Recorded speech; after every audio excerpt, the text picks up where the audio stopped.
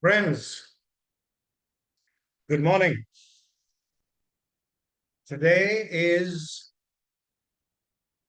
Friday, the 13th September, and I am speaking to you from Ras Al Khaimah in the UAE.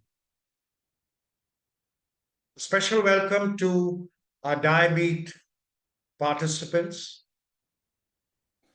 The seminar today, our topic is 360 degrees diabetes care. This is perhaps one of the most significant webinars for our participants. If you were to consider what 360-degree diabetes care could be, you would understand that it includes a comprehensive relationship between the pharmaceuticals, the medicine that you have, your doctor, the food that you eat that creates the sugar in the system, in the human body, the exercise activity that you do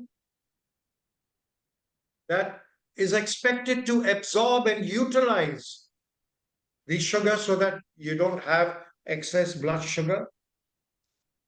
So, this comprehensive relationship between the food you eat, the activity you implement, the medication you have, is all controlled by your doctor.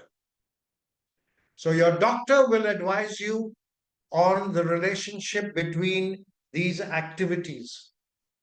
So, it's a close association between your physician, yourself, and it requires an institution to support this relationship.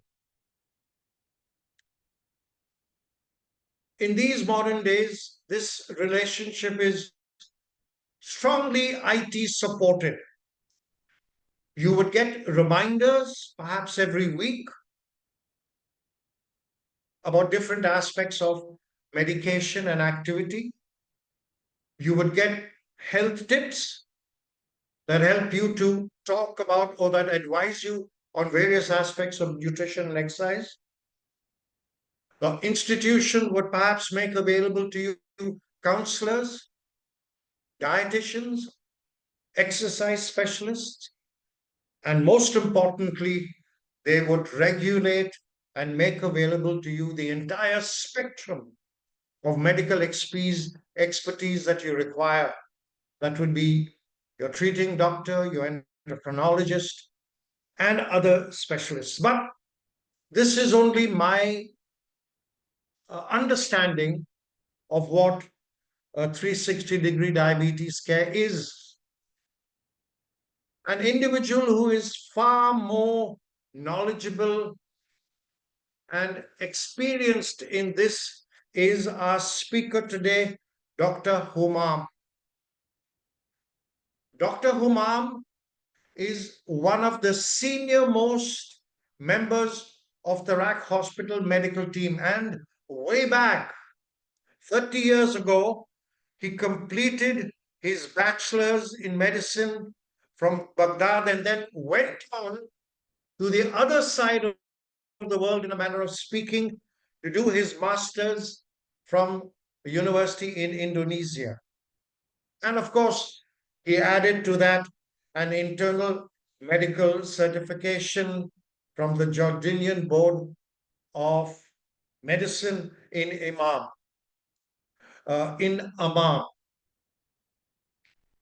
Uh, I did mention that Dr. Humam was one of our senior most members, but I did not mention that he had more than 30 years or 3 decades of experience across the spectrum of chronic disease. Ladies and gentlemen, My simple few words on 360 degrees chronic disease, chronic diabetes management, I hope has excited you enough to listen to an outstanding speaker today, and that is Dr. Huma. Dr. Human, sir. Thank you very much, Dr. Kennedy, for this nice introduction, and appreciate your words, and also the introduction to this very wide subject of 360-degree diabetic care, which is actually a very huge subject, but hopefully we can handle through this a few minutes, inshallah. Good morning, everybody.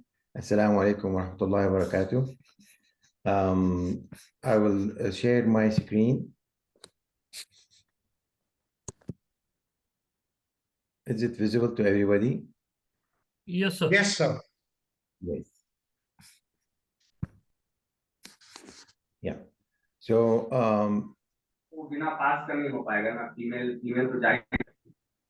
it is about the comprehensive management of diabetes mellitus.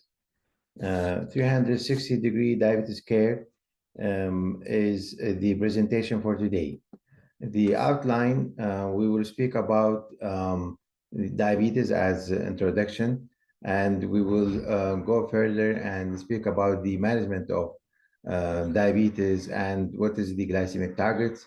We will speak about obesity and weight management for the treatment of type 2 diabetes, and we will speak about the pharmacological approaches for glycemic targets.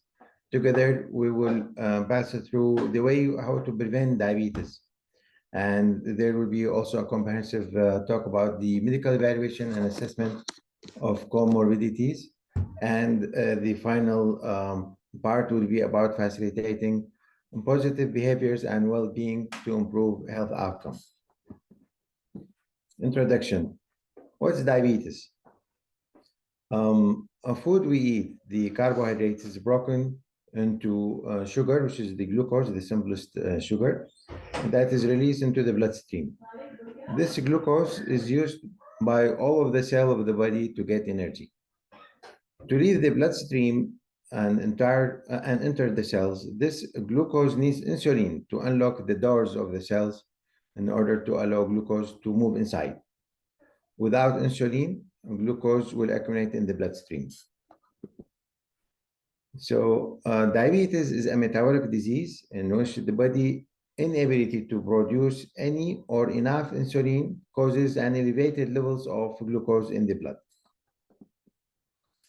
We know now that we have a pandemic of diabetes all over the world. And this is the IDF number of people, the adult people all over the world. We will concentrate on our area, the MENA region. We can see in the our Middle East and MENA region, the number of diabetes population is approaching more than 73 million. And this number is expected to increase to reach about 136 million in the year of 2045.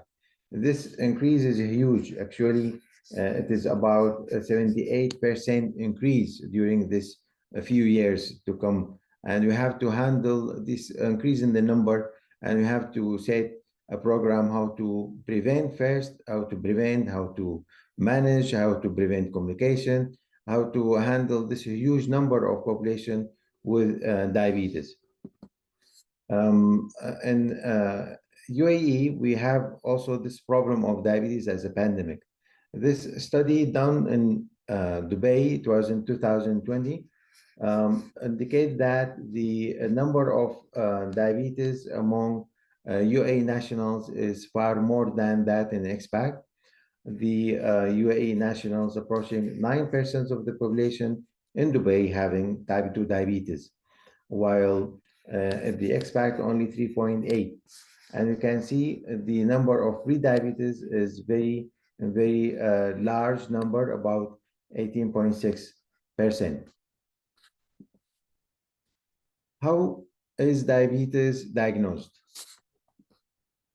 Actually, we depend on first the symptoms of the patient who come to us to indicate that he has diabetes. We will pass through these symptoms later, but for the diagnosis, we need to have numbers.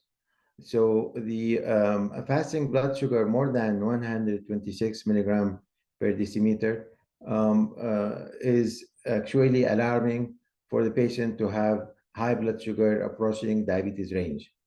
If we do blood sugar 2 hours after meal and it is more than 200 milligram per DL per decimeter, this indicates that the patient have diabetes. And also, we have criteria for the glycated hemoglobin, what we name it HbA1c.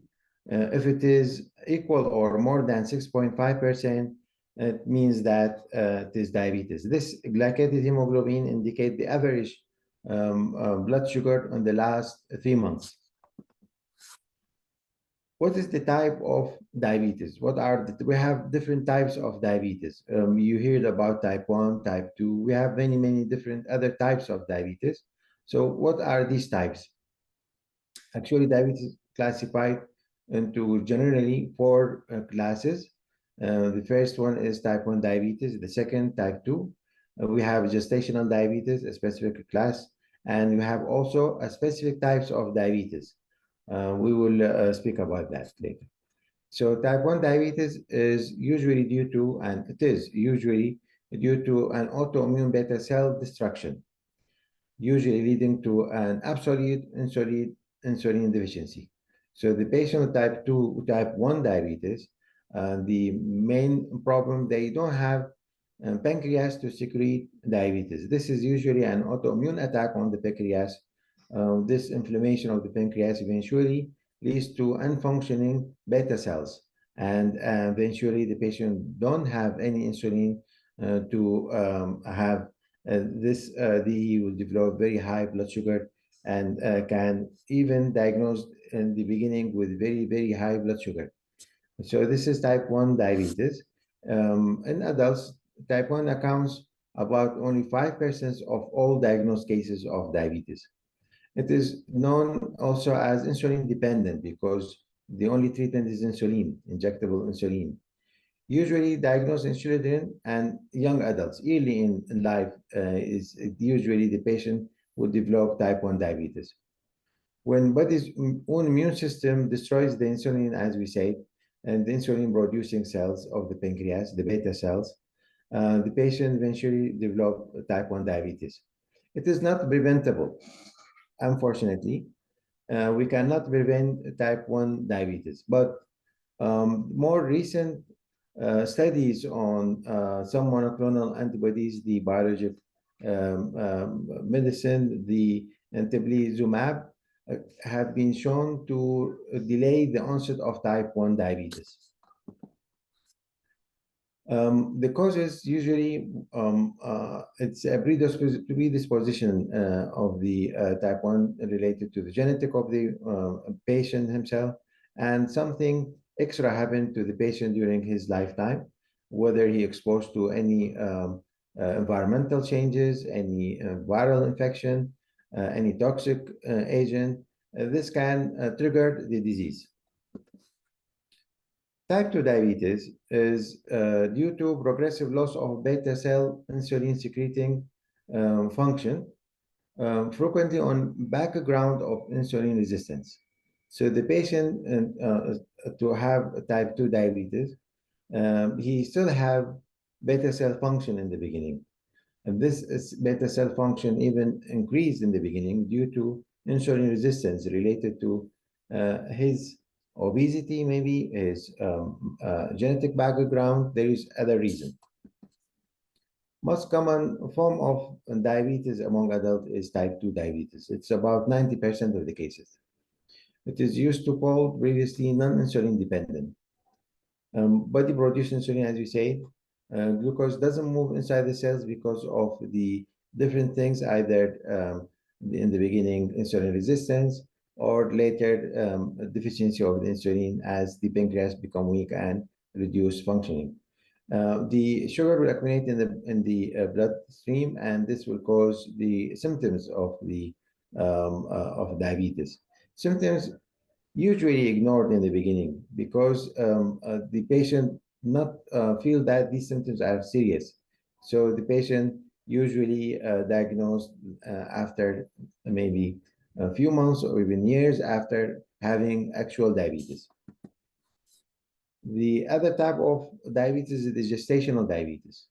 And this gestational diabetes is diagnosed in the second and third trimester of pregnancy, and that was not clearly overt diabetes prior to the gestation. So pregnant ladies, usually they don't have diabetes before pregnancy. We discovered that their blood sugar increased during the second and the third trimester. So this is usually, we name it as gestational diabetes. The patient usually have family history of diabetes. Gestational diabetes also more common in overweight or obese ladies prior to the pregnancy, and also more common and also can develop later if the pregnant lady have a previous history of very obese or big for weight fetus, more than 4 kg, and put them at risk of developing gestational diabetes in subsequent pregnancy. So it is 18 out of every 100 pregnant ladies can develop gestational diabetes. We can see the number, actually, it is a big number, and we have to screen pregnant ladies for gestational diabetes. It is mandatory for every pregnancy. The other types of diabetes, we have many other types of diabetes. We cannot go through all of them, but generally we have the monogenic diabetes syndrome, which is usually diagnosed very early in life, usually in neonatal age, and also can develop later, which we name it mature onset diabetes of young, the Moody. There is other types of diabetes related to disease of exocrine pancreas, such as the cystic fibrosis and even pancreatitis, if inflammation of the pancreas due to any reason, usually viral infection, sometimes related to alcoholism. So this pancreatitis can eventually lead to diabetes. Can be related also to drug intake, especially glucocorticoids. The steroids can lead to increase in blood sugar and eventually can lead to diabetes as well.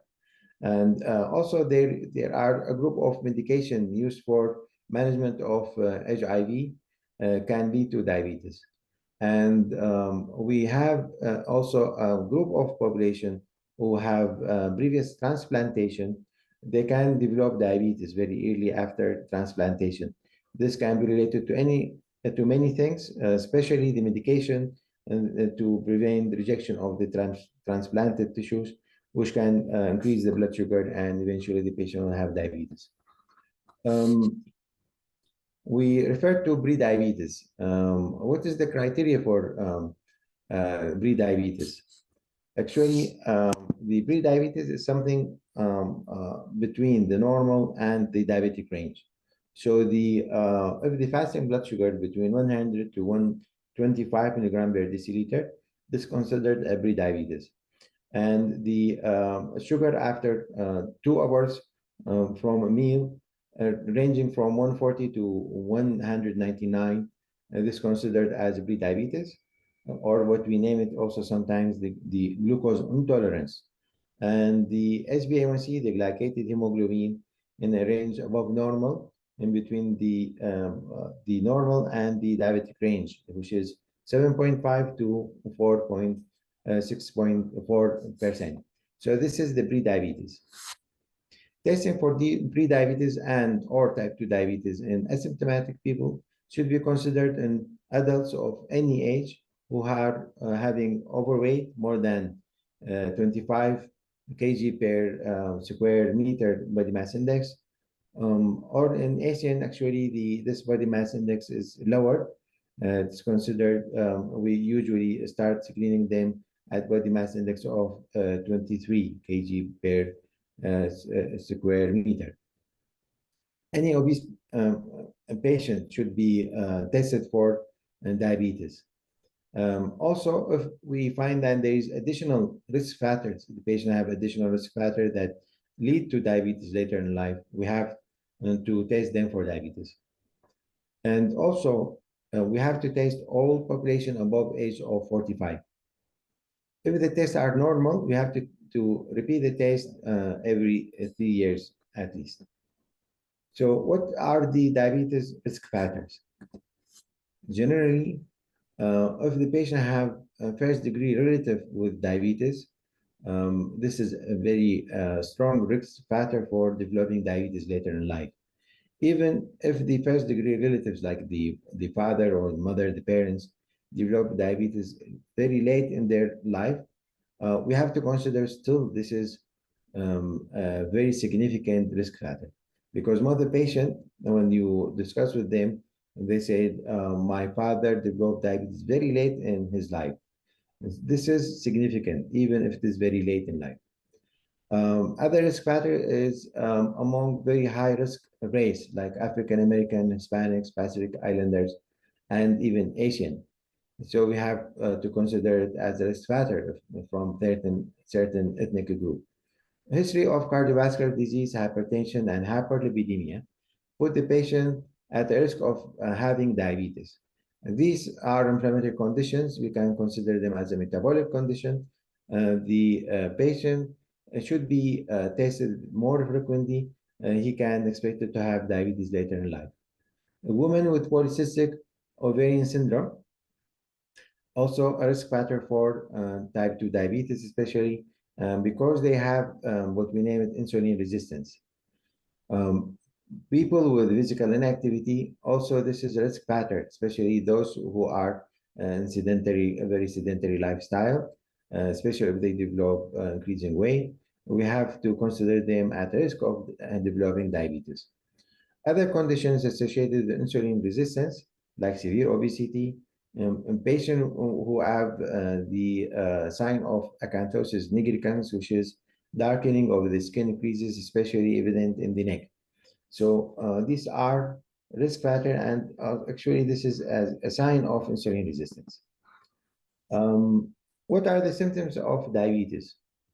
Usually, the first symptoms, like the patient present to you, he will say that he have a frequent urination. He wake up very frequently during night sleep to go to the washroom for urination. This is usually the same first symptoms associated with, of course, increasing thirst. And the patient sometimes start to feel hungry, start to care for food because actually his blood sugar high, but it is of no benefit for the cells. It is in the bloodstream, not entering the cells, as we see in the previous slides. So the patient will have in the beginning feeling that he is more hungry. The patient will be having tiredness, fatigue, sometimes irritability. This is related to high blood sugar. This is usually the symptoms common for both type 1 and type 2 diabetes. This is the sign and symptoms of what we name it hyperglycemia. The type 2 diabetes have other symptoms related to the high blood sugar also. This is like blurred vision, and the patient will develop frequent infections, and he will feel that when he have cuts or bruises, the healing is very slow. He can develop also tingling sensation, numbness, usually in the extremities, like in the hands and the feet. Usually this developed after a very long period of diabetes, but sometimes can develop early if the sugar is very high.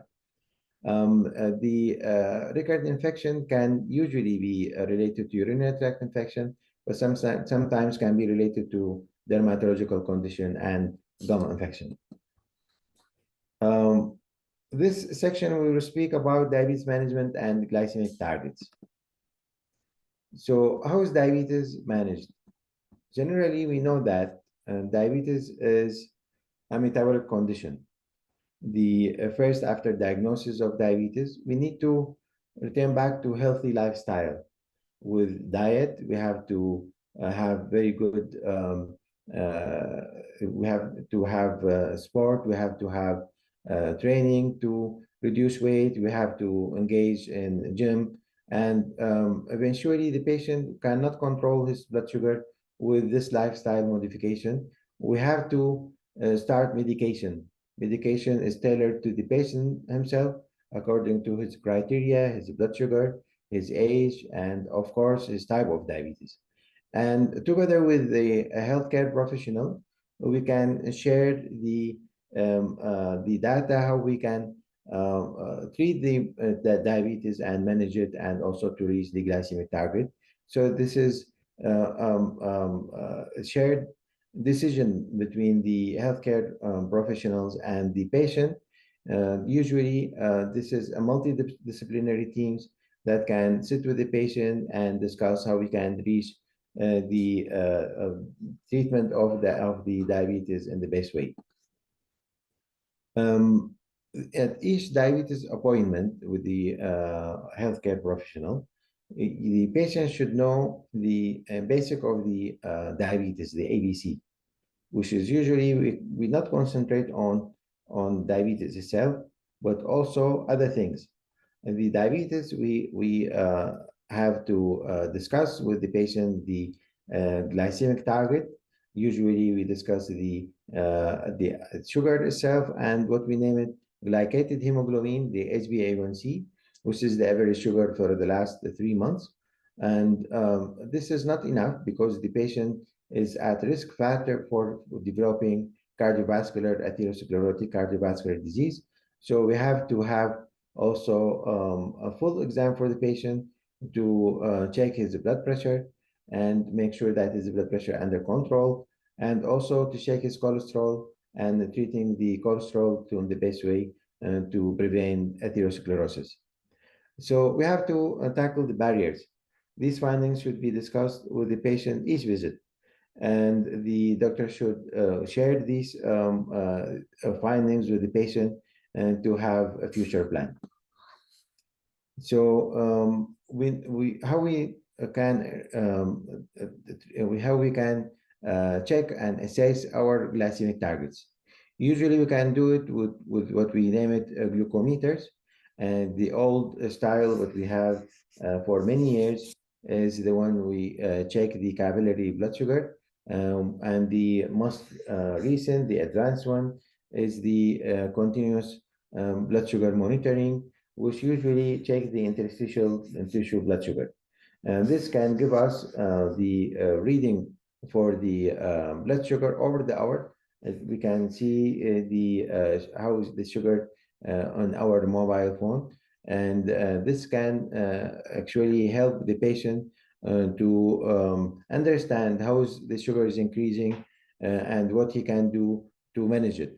The patient can see that whenever he eat the meal, the sugar will go up, and when he take the medicine, can be improved. And when he do exercise, he can control his blood sugar. This actually encourages the patient to actually engage actively in the management of diabetes. The patient can understand that certain food, the carbs, can increase sugar, so he will try to limit the amount of the carbs. And also, he can see that whenever he has any physical activity, the sugar will go down, so he can engage in actually doing more exercise and to control diabetes. So glycemic targets is through the assessment of the sugar and assessment of the glycated hemoglobin over a period of time. So in the beginning, we have to check this sugar, and then we have to do frequent checking according to the patient and according to the duration of diabetes. The most advanced this what we spoke about, the continuous glucose monitoring.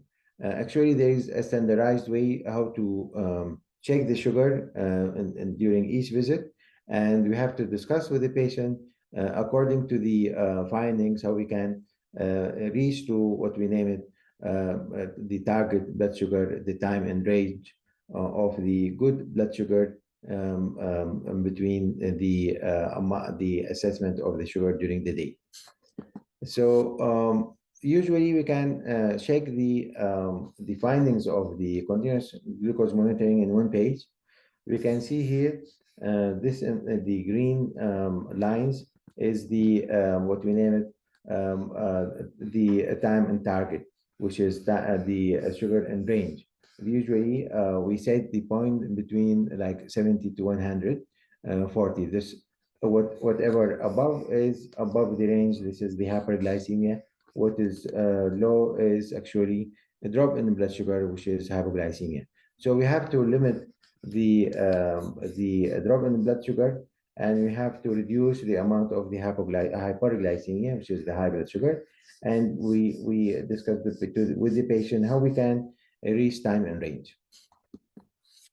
So what is the good HbA1c?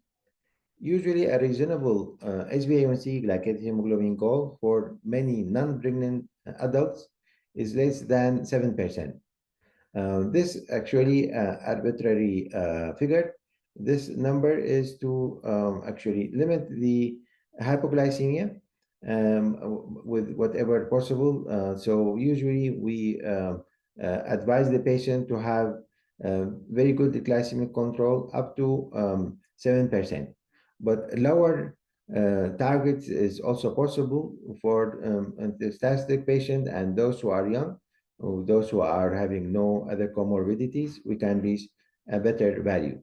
The value, which is good, actually, nowadays we speak about 6.5.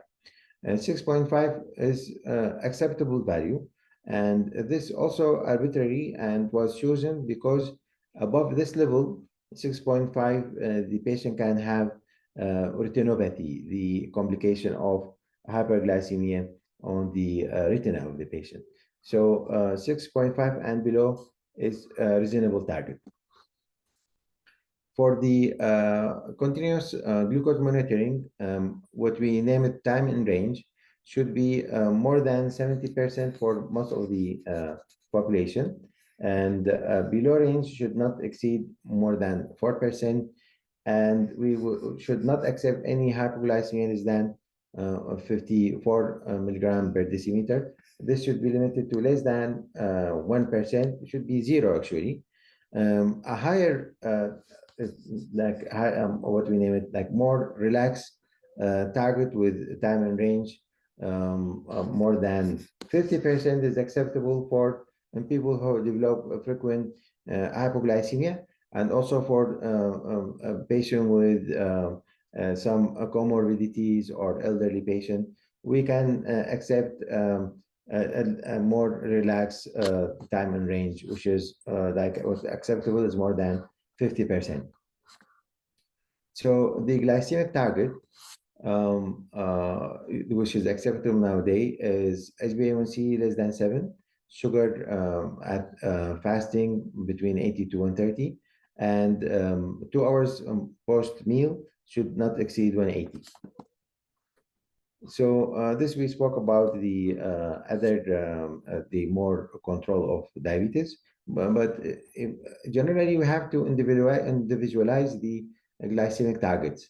We can go more with like more control of blood sugar for a patient who have no comorbidities, and we have to be more careful and accept higher blood sugar for people who have diseases. So this is what we name it a more intensive glycemic control to blood sugar less than 6.5 up to 6%. And this direction is more or at least intensive control with a blood sugar with the HbA1c maybe more than 7 up to 8. So this according to the patient criteria, the patient attitude, somatic and psychoeconomic consideration, patient with any hypoglycemic index, we can go for less intensive management. And also patient with established cardiovascular complication, sometimes a patient who have established vascular disease like stroke, myocardial infarction, and other diseases, we usually go to the less intensive management. Other comorbid condition also, like a patient on dialysis, patient have dementia, chronic obstructive pulmonary disease. Usually, also the sugar should be less intensively controlled. In addition to that, the duration of diabetes in years. We know that if the patient have very long duration of diabetes, usually they lose control. We try to control it to acceptable range, but sometimes you can accept a target more than 7. Also, patient age. This is most important. The elderly patient, you can accept higher HbA1c and a less intensive control. The other section will speak about obesity and weight management for the treatment of type 2 diabetes. Weight reduction is associated with improvement in HbA1c. This study actually large number of people who have diabetes. We try to set them a program for weight loss. We can see in sorry.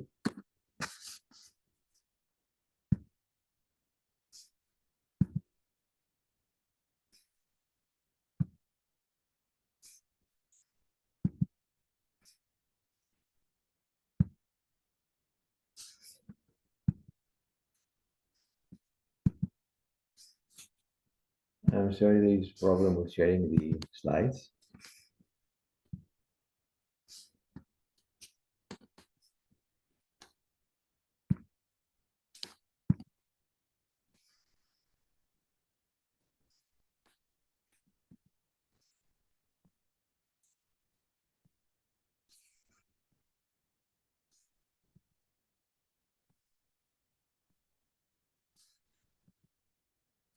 I'm sorry for this technical problem. I cannot share the slide from my screen. I don't know what happened.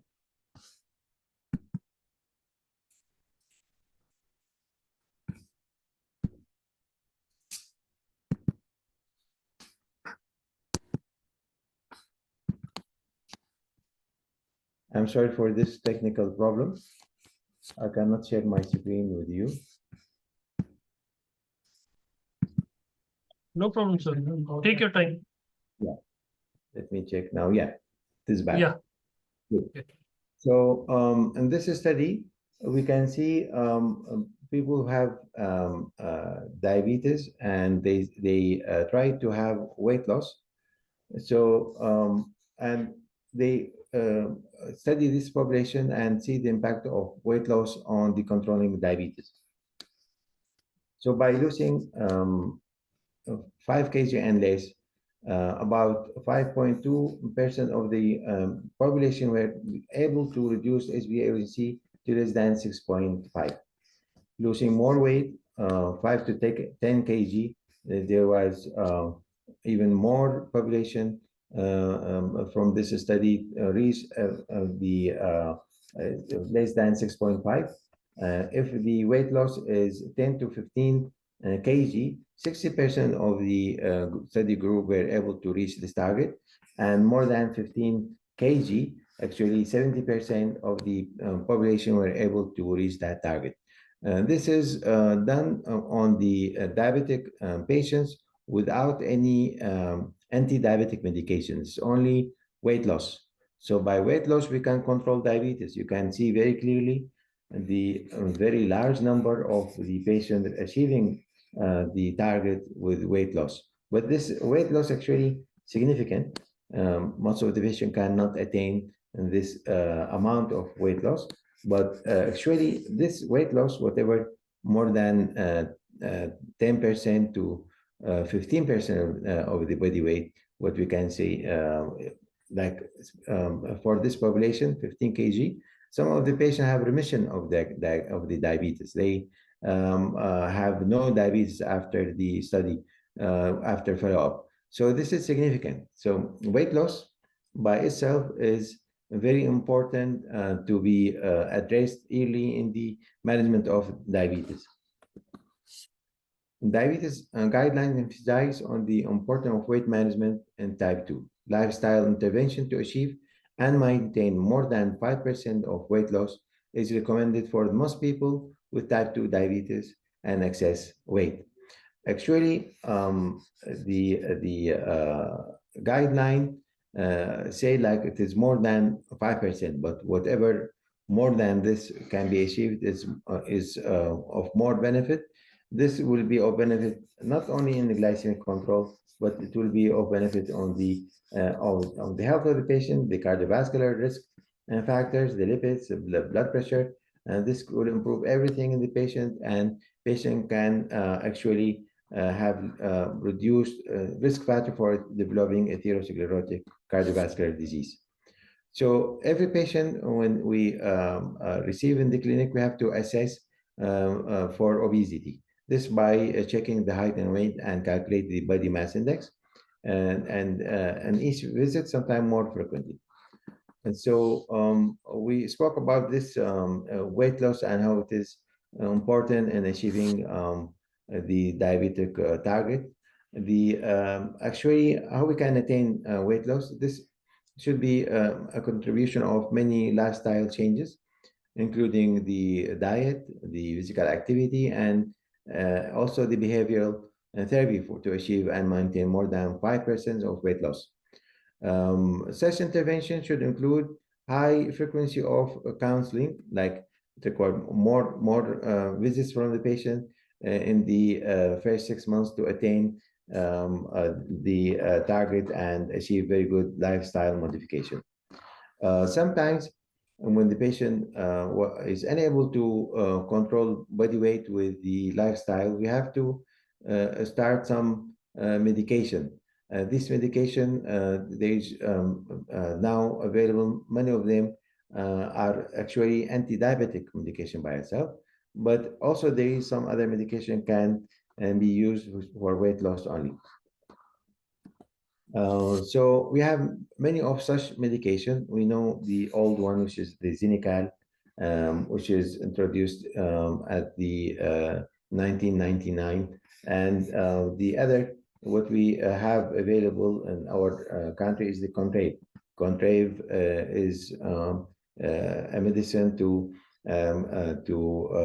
reduce the appetite, and it is very helpful in reducing body weight. It is available in our country. We know that Saxenda was the first medicine was FDA approved for the weight loss. It is the anti-diabetic medication liraglutide.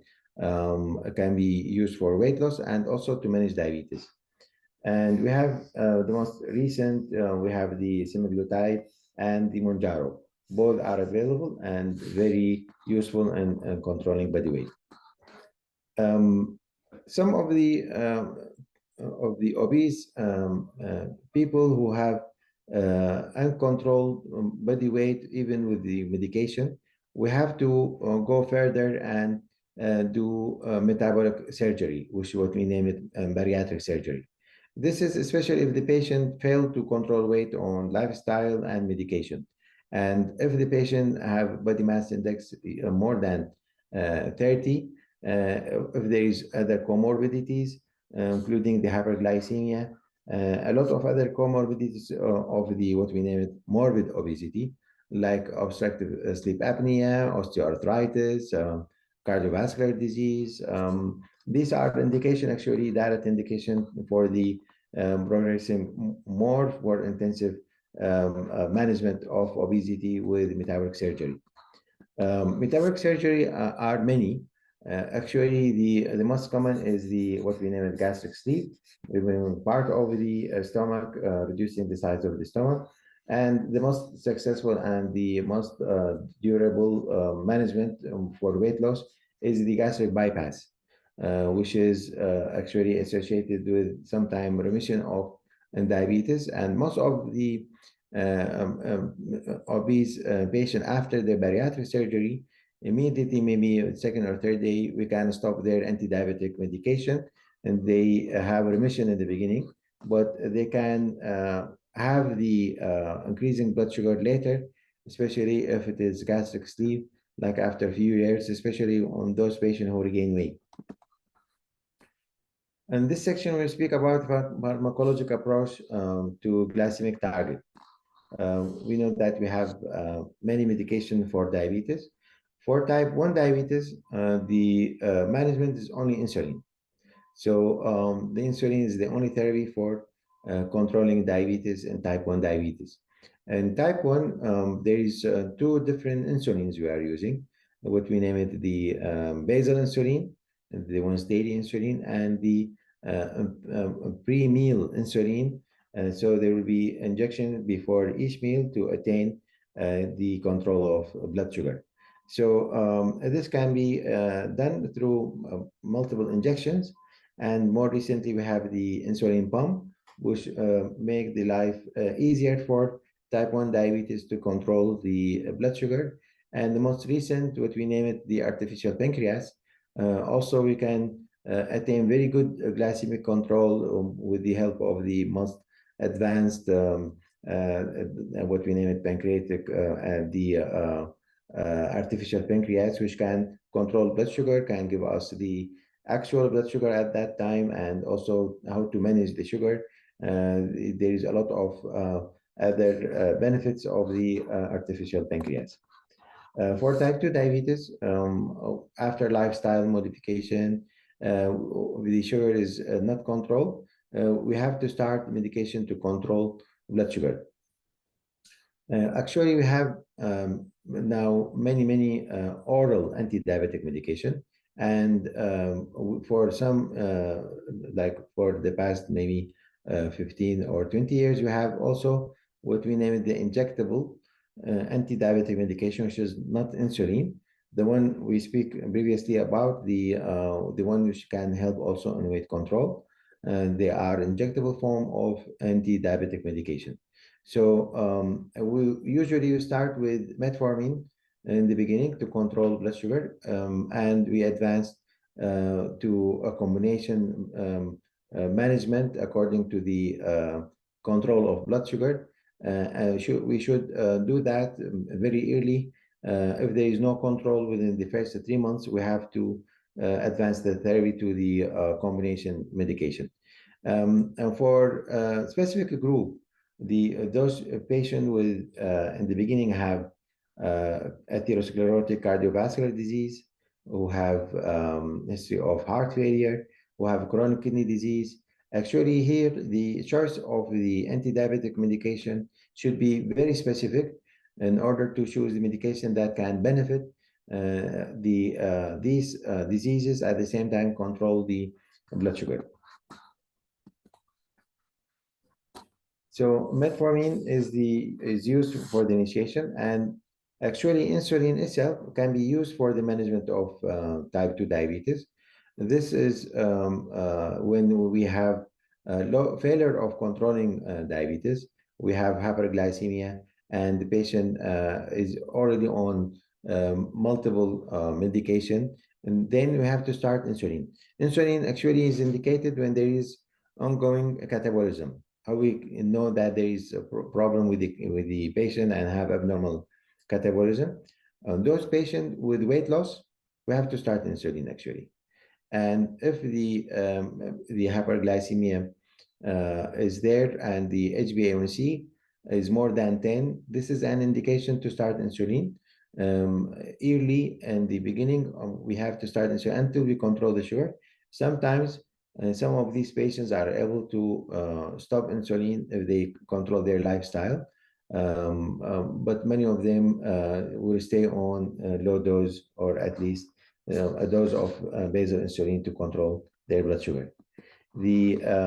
Actually, the management of diabetes should be patient-centered approach, and we have to choose the appropriate medication according to the patient himself. What we spoke about, according to the comorbidities and according to the weight of the patient. So among individuals with type 2 diabetes who have established atherosclerotic cardiovascular disease, high cardiovascular risk, or established kidney disease or heart failure, we have to use a specific group of medication.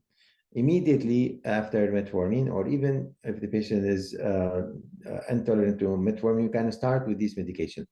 And this two group of medication is the sodium glucose cotransporter 2 inhibitor and the glucagon-like peptide 1 receptor agonist. And these are having demonstrated cardiovascular and also kidney benefit, and recommended very early in the management of those diabetic patients.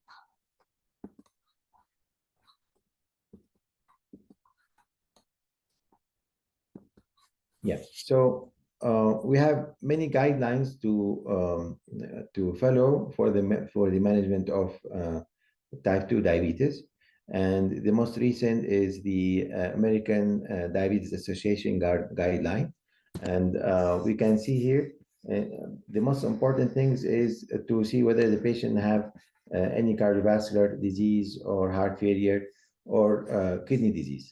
So for this specific population, we have to start in a specific group of medication which should have demonstrated atherosclerotic cardiovascular benefit, and also for the kidney disease with the benefit for the kidney itself and also for the heart. And then the other very important criteria to choose the medication is the according to the body weight. And there is other criteria is according to the this is for the body weight, and other criteria according to the cost of the medication, which is unfortunately because of these most recent medication are more expensive than the old medication. So we have a lot of therapeutic advances over the past 20 years. We are follow these advances and starting the medication yearly when we see that there is benefit for the patient, especially the most recent medication are very effective in controlling blood sugar. So we know that the most and the first management for diabetes was in 1920 with the introduction of insulin as a management of diabetes. And then until 1960, there was no other medication to treat diabetes until sulfonylureas was introduced. And for some time, we don't have other medication until 1980, actually, we start to have some other medication. So in 1989, the guidelines was established by many of the association like American Diabetes Association, other association in Europe. So we have these guidelines will help, which help us to manage the patient with diabetes we are following in many times. The metformin, this was introduced earlier in Europe, but this site was actually from USA. So metformin started to be used in 1990. Actually, it was discovered earlier than that.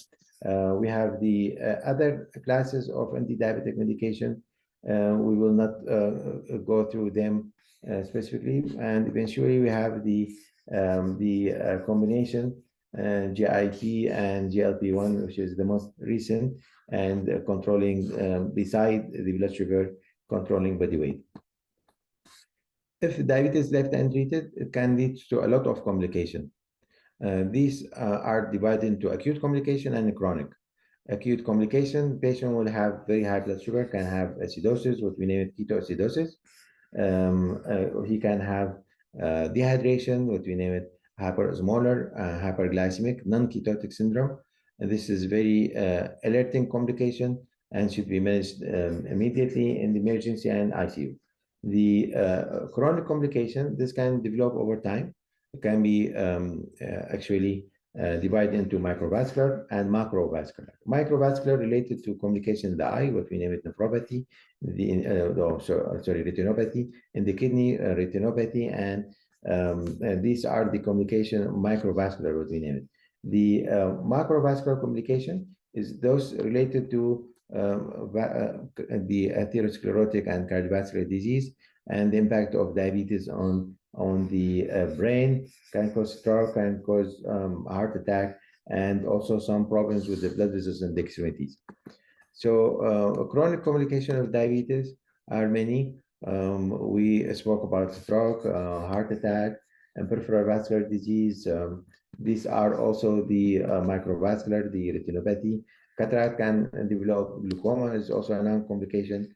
And in the blood vessels of the extremity, together with peripheral arterial disease, will have diabetic foot. Nephropathy can develop, and also a neuropathy. Neuropathy is also one complication of diabetes on microvascular part. Early intensive glycemic control is associated with decreased risk of type 2 diabetes related complication. So if we treat very early, we will have very good benefit later in life. This was shown in a very big trial, UKBDS, the early intensive glucose therapy, and newly diagnosed type 2 diabetes reduced the risk of microvascular complication by 25% over 10 years. And even the results after 10 years from that follow-up showed that the reduction were sustained for the microvascular risk factor about 24%, and the emergent risk reduction for myocardial infarction was about 15%. This is very significant. So if we have somebody with diabetes, we have to treat and the diabetes very early in life to attain the target very early, because it have very good benefit later in life. Prevention of diabetes. Can we prevent diabetes? Actually, for type 1 diabetes, we cannot. There are a lot of studies for the mechanism of type 1 and how we can prevent the destruction of beta cells. But most recently, there is a very hopeful results from a study that we can delay the onset of type 1 diabetes by using the monoclonal antibodies, the tepilizumab. So for type 1 diabetes, the most important is to maintain the blood sugar control with insulin injection, with healthy lifestyle, exercise. Sometimes we have the other intervention we can do is through the iris transplantation, pancreatic transplantation, or beta cell transplants. The beta cell transplants maybe is more helpful these days, can actually sustain for some time, but most of these transplanted iris cells or beta cells or pancreas eventually lose function after some time, and the patient actually will require a lot of medication to prevent rejection. For type 2 diabetes, is it preventable? Yes, it is preventable. If the patient have what we name it risk factor for diabetes, if they engage early in life in physical activity, if they have very healthy eating habits, and keeping themselves fit, avoiding overweight and obesity, regularly they visit the healthcare professionals to maintain diabetes, treating the other risk factors like hypertension and hypercholesterolemia. These are actually the factors can prevent the diabetes and its complication. So the overall recommendation is to monitor for the development of type 2 diabetes, and those with pre-diabetes at least annually, modified based on actually modified based on the individual risk and benefit assessment. Lifestyle behavior changes for diabetes prevention. Actually, intensive lifestyle behavior can help very much in controlling diabetes. What is required is physical activity, and also nutrition, and help to keep the person fit, and also controlling blood sugar. The other help of the medication, actually, we can use metformin for those who have pre-diabetes. This can prevent development of diabetes, can prevent progression from pre-diabetes to diabetes. We can use it very early in the diagnosis of pre-diabetes, especially for those who have a very high body weight and or very high blood sugar, more than 6%. So we can, together with the lifestyle modification, we can start metformin at a low dose and progress slowly until attain the optimal dose to prevent development of type 2 diabetes. The most important actually is to prevent the complication of diabetes and hyperglycemia. Actually, pre-diabetes by itself is a risk factor for development of atherosclerotic and vascular disease, and also risk factor for mortality. So we have to tackle pre-diabetes early in life, and we have to manage, and also we have to check those people for the development of atherosclerotic cardiovascular disease, and also we have to start some other medication like statin, the anti-lipids, if they have hyperlipidemia or they have very high risk of atherosclerotic cardiovascular disease. Um, so it is a patient-centered care and goal. An adult with overweight and risk of type 2 diabetes, we have to do everything to prevent diabetes, from weight loss, avoiding weight gain, controlling sugar. Pharmacotherapy can be used, more intensive preventive approach can be used. For gestational diabetes, if it is like the pregnant lady are risk for developing gestational diabetes. Is it preventable? The answer for some, yeah, it is yes. If the patient engaged in a very active lifestyle, if they can reduce weight, and actually we can reduce the development of gestational diabetes by 70%. With diet, showed that each 10-gram increase in fiber and where they can reduce risk of gestational diabetes by 26%. So we can do a lot of things to prevent development of gestational diabetes. Comprehensive medical evaluation and assessment of comorbidities. It is a patient-centered approach, as we said. So people with diabetes should have a multidisciplinary team management, so we can prevent whatever complication of diabetes and future development of atherosclerotic cardiovascular disease. This multidisciplinary team should include the education specialist, the diabetic care specialist, primary care clinician, nurses, registered dietitian, nutritionist, exercise specialist, pharmacist, dentist, podiatrist, and mental health professional. So the most important is to prevent complication of diabetes and optimize the quality of life. After confirming the diagnosis, we have to evaluate the patient for any possible complication and the potential comorbidities, and review the treatment with every visit, and engage the patient and the program for diabetes care.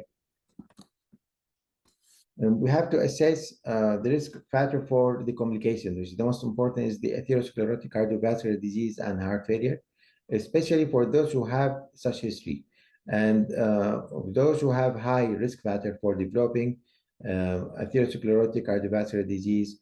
What we have the risk assessment for the 10 years development of atherosclerotic cardiovascular disease, and also we have to be careful with the patients who have kidney disease, especially who have progressive chronic kidney disease, which we have to stage this population, and we have to actively managing them with the specific management of diabetes and also for the kidney disease. We have to assess the patient for hypoglycemic risk, and we have to assess the patient for the development of retinopathy and neuropathy. This should be done very early, and from the first visit for type 2 diabetes, and after 6 months from diagnosing type 1 diabetes. So we have to set a goal and set the appropriate HbA1c control for the patient, blood glucose and time and range target, and we have to also tackle the other comorbidities like hypertension and the hyperlipidemia. Therapeutic plan is actually it should be from the beginning, with the lifestyle management in the beginning, and also pharmacological therapy, and we can address the other comorbid diseases. So we have to refer the patient to the eye specialist, and also for family planning for individual with child being potential, and also to dietitian, and actually some of the patient require visit to the dentist, Mental health professional is required. Sometimes patient require also the examination for hearing, the audiology, and social worker, community resources if indicated. Immunization is important for people who have diabetes. There is a guideline for the vaccination and immunization for people with diabetes because we consider them having immune compromised status. The vaccination actually is for every adult, but specifically for type 2 diabetes, for hepatitis B, for human papillomavirus, for influenza, and for the pneumococcal infection, for tetanus, diphtheria, pertussis, and specifically for zoster, herpes zoster infection. Facilitating positive behavior and well-being improve the health outcome. Actually, all people with diabetes should participate in diabetes self-management, education, and support to facilitate the knowledge, decision-making, and skill mastery for diabetes self-care. So this should be in the beginning for any patient who have diagnosed with diabetes and should have diabetes self-management education support and also should be renewed annually. And if there is any communication happen, we have to renew the assessment and give the support. Behavioral strategies should be used to support diabetes self-management and engagement in health behavior for taking medication, using diabetes technologies, physical activities, healthy eating to promote optimal diabetes health outcome. The nutrition also actually is part of the healthy lifestyle, and it is actually very important from the beginning to be tackled to achieve and maintain body weight goals and attain individualized glycemic blood pressure and lipid goals and delay or prevent complication of diabetes. Physical activity is important for all children and adults. The usual requirement for the exercise is at least 3 days per week for both type 1 and type 2 diabetes. Usually, we ask them to do about 150 minutes per week on what we name it moderate to vigorous activity exercise. Usually, this is sufficient for both. The other aspect of behavioral advices, we have to tackle smoking, and you have to advise the patient from the beginning to quit smoking and also not only tobacco but e-cigarettes. Psychosocial care is important also. Most of the patients have a lot of barriers for such the after the development of diabetes, they have some psychosocial barrier, and we should tackle some of them related to financial, social, family, and emotional. These should be screened at very regular interval, and referral to specialists can be done if required. So, can we beat diabetes? Yes, we can do it. You can prevent or delay development of type 2 diabetes by losing weight, eating healthy, and be more active. And can we manage diabetes? Yes, we can do with the help of the patient and the cooperation with the healthcare professional. We can manage diabetes. We can manage it with healthy eating and stay active. That was the last slide. Thank you very much. I'm happy that you joined me with this comprehensive talk. Hopefully you benefited from it, and I hope it was clear for everybody. I tried to be a little bit less like using the terms and not very sophisticated subject, but hopefully it is not long also, and I'm ready for any question.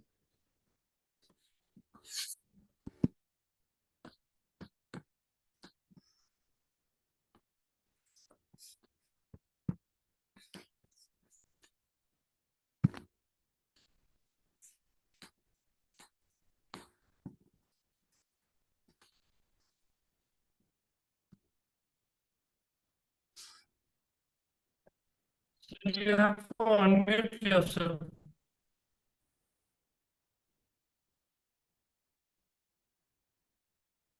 I'm sorry. I'm sorry. I should have unmuted myself earlier. Uh, Dr. Humam, thank you very much. There was a lot of information that you gave us, and uh, you had something for everyone. To the more learned and knowledgeable, you touched upon the use of metformin therapy to prevent diabetes. That was a new concept that I've come across, but true. You spoke about beta cell transplantation, an exciting thought. You spoke about, you identified certain medications for weight loss. Also, with our weight loss challenge coming up, that's an essential component of weight loss. So you had information which was uh, helpful to the more knowledgeable, but the essence of your talk was really the simple explanations to the patient. You explained in the simplest manner possible what diabetes is. I've heard many speakers, but never a speaker who has explained it so simply. You also very comfortably identified what diabetes is, and uh, you spoke about pre-diabetes. And to end it in a simple way, you spoke about, and that one slide was an excellent slide, and that slide was preventing type 2 diabetes, how to prevent it and how to manage it. Thank you, Dr. Hobam. Uh, you certainly gave us all information uh, that was helpful at the simplest level of the patient and at the more complex level of the medical professional. Dr. Wilku, you may have some questions, sir. Yes, sir. Thank you, Professor. First of all, thank you, Dr. Humam, for a comprehensive, really a comprehensive session for 360-degree care for diabetes, starting from assessment till end. Like Professor said, the last slide, which you mentioned about the pre-diabetic and managing the diabetic, it was wonderful. Everything was, whatever you spoke for the full session, it was covered in that. There are many questions. Generally, we come across similar questions again and again. So I would rather suggest or request you to give a anyhow, you have completed in the session. You have mentioned everything. But what I ask is, what a person should be looking for. You have spoken about the assessment, you have spoken about the therapeutics, you have spoken about the diagnostic, you have spoken about the lifestyle. What my question will be, uh, what a person should be looking at the signs and symptoms on himself so that he becomes aware, because everyone is concerned, they have a family history or they are obese. Now, so many sessions we have done, so people are aware of it. But what should be the signs and symptoms a person should be looking for so that they become aware and take help from the healthcare professional? Yeah, thank you. This is a very good question. Actually, those patients who have risk for developing type 2 diabetes, from the beginning, if there is any risk factor, they should check their sugar regularly. But if there is no such risk factor, provided that the patient is not obese or overweight, there is other symptoms. If the patient is obese or overweight, this put him also as a risk factor for developing diabetes later in life. So this is by itself is a criteria for checking the blood sugar. But for those who have no such risk factors, the symptoms of diabetes actually started, especially in those who have sedentary lifestyle. If they develop any symptoms of fatigue, tiredness early, like every day they wake up, they feel tired, they are lethargic, and they should consider that there might be a need to check their blood sugar. This is the first symptoms. The other symptoms, whenever the sugar will start to increase, actually, the other symptoms of hyperglycemia will develop, especially that feeling thirsty, there will be more frequent urination. And these symptoms are actually for blood sugar high enough to be evident in the blood test to diagnose them as diabetes. But uh, for people who have pre-diabetes, not yet having diabetes, actually it is difficult. These symptoms will not be very evident. The patient, a lot of such patients actually are discovered during routine exam for any reason. They come to the hospital. When we check, they have high blood sugar, and then we have to address them. So the symptoms of inverted, you name it, high blood sugar is those like very early in life, like very early in the symptoms, lethargy, development of some blurring of vision, polyuria, polydipsia, some other symptoms like tingling sensation in the hands and feet. But unfortunately, this is for high blood sugar. Already the patient have high blood sugar to have such symptoms. The other risk factor is more important, like, for example, those who have acanthosis nigricans, which is the darkening of the skin in the neck and the skin increases. And this actually can be seen very easy in the neck, and those people who have such sign, they should check their blood sugar. Actually, it is difficult for pre-diabetes to have symptoms, so the routine exam still is important. Yeah, hopefully I answered your question. Yeah. Thank you, Doc. Yeah. But see, there were many questions. All the summary were similar. So that's the reason I clubbed all the questions and we put it together. And you have answered it well, very nice. Thank you, Doc. Over to you, Professor. Thank you. Thank you, Dr. Wilku. Thank you, Dr. Wilku. And thank you, Dr. Huma. Uh, that was an excellent, comprehensive session. Thank you so much for it. I'd Thank you. like to thank our participants who come week after week and listen to our webinars. They are very enlightening for me, and I'm hopeful that they are enlightening for our participants also. I'd like to thank Arabian Wellness and RAC Hospital for putting up these webinars every week. It takes a lot of planning to get, it takes a lot of work to get our speakers in. I'd like to thank Dr. Wilco and his team for putting all these webinars together. The next webinar is on the 20th of September. And ladies and gentlemen, the difference between this webinar and all the other webinars is Dr. Wilku will not be asking any questions. He is the speaker.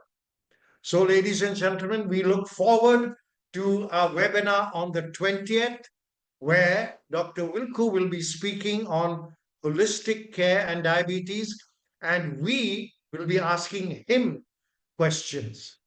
Thank you so much and have a great day. Thank you.